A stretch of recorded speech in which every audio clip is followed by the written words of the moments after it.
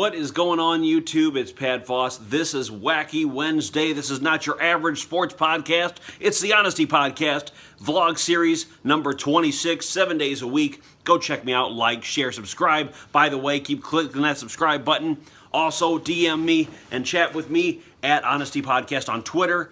Get at me on Facebook, and definitely subscribe and become a patron to patreon.com/honestypodcast. Today is Honesty Podcast 26 for Hot Topics. All right, I'm going to get right into it. Unedited video. Topic number one, the WWE, something I haven't talked about on here entirely because I just couldn't find something that was interesting enough in WWE culture to really fucking talk about. I mean, people all the time tell me, why don't you watch wrestling anymore? Or ask me, why don't you watch wrestling anymore? And I tell them, it's boring. There's not a brand there. They're not looking for new talent. They're not trying to revolutionize the business again and evolve it like they did in the Attitude Era because they had to evolve in order to survive. This time around, they're actually getting smarter. Now, Paul Levesque, and for those of you who don't know who Paul Levesque is, he is better known as Triple H of the WWE. They're opening up in London. They are opening it up in the UK. They are expanding the brand overseas, and I'm liking this move a lot because I think that this is the revolutionary move or the expansion move that they're going to need to move forward with the brand and to not sink like a terrible Titanic type ship. Let's not sink the brand. I want to see WWE around in 10 years when they're actually full and flourishing again. That's one thing.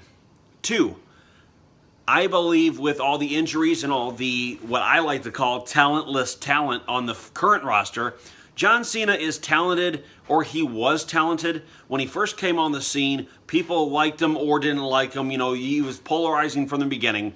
But he had an attitude and he had his little gimmick. And his gimmick, for a while, actually worked for him. Then he decided not to go with the gimmick and to be the top guy, and he just can't handle that.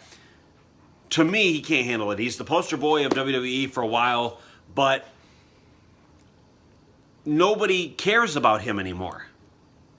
He's the poster boy. People pay millions, and I think people pay millions of dollars because they're not using their heads. They boo him at the stadium, and then they pay and get a cup with his face on it. Or they boo him at the stadium and they get a program with his face on it. Or they boo him at the stadium and they buy a John Cena You Can't See Me t-shirt.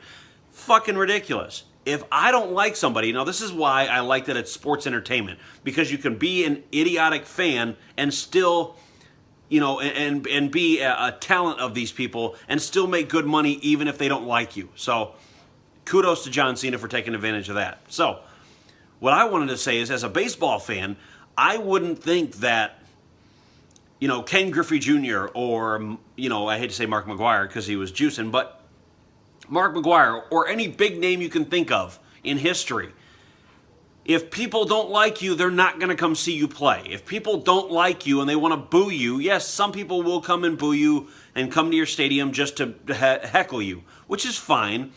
But eventually, people are going to want to stop paying money to heckle you because they don't like you. They actually don't like you as a player.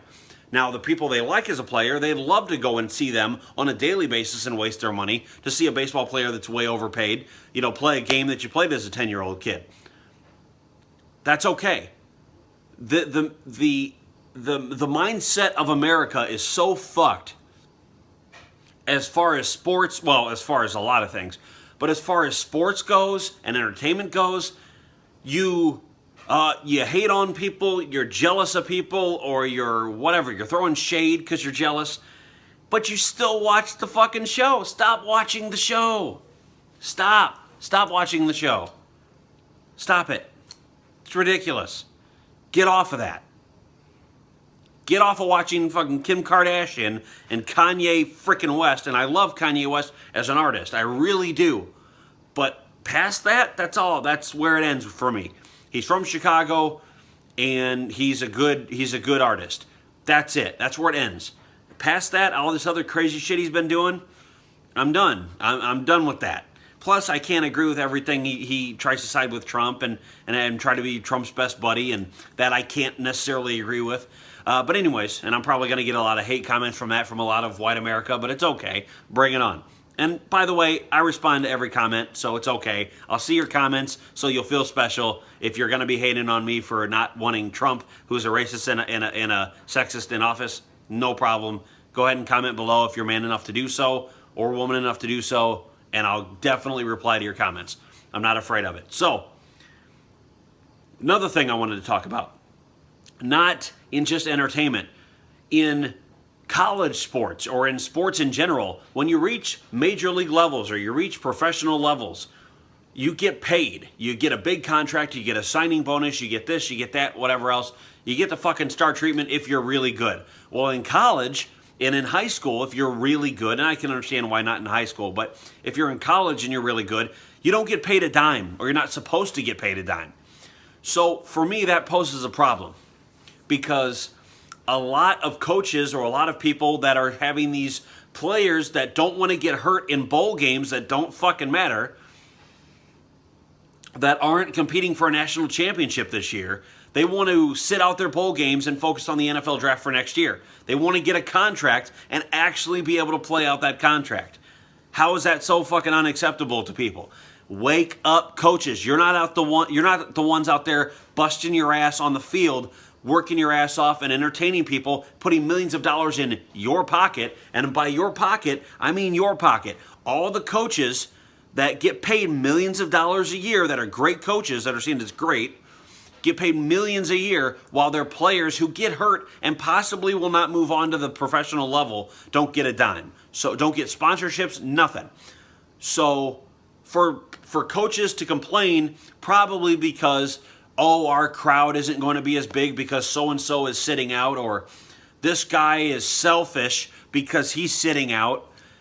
No, he's not selfish because he's sitting out. It just makes you look bad because you're wanting a paycheck, and you want to really earn your paycheck, and maybe you got a bonus for having your star player in a bowl game. We don't know.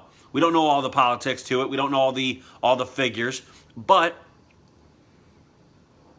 there's got to be a reason. There has to be a reason why these coaches and different news anchors and people are making such a big deal about college football or college football players not wanting to play in a bowl game that doesn't fucking matter.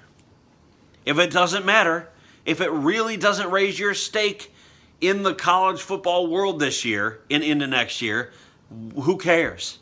If you're Western Kentucky playing a football game, who really cares? Are you gonna, as Western Kentucky, next year, they're gonna win a national title? No. Does it really matter? No.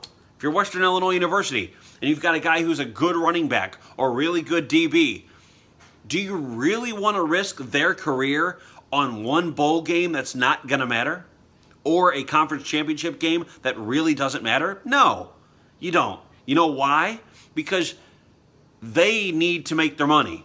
Just because you made your money doesn't mean you need to take them away from making their money. That's like for me with this podcast.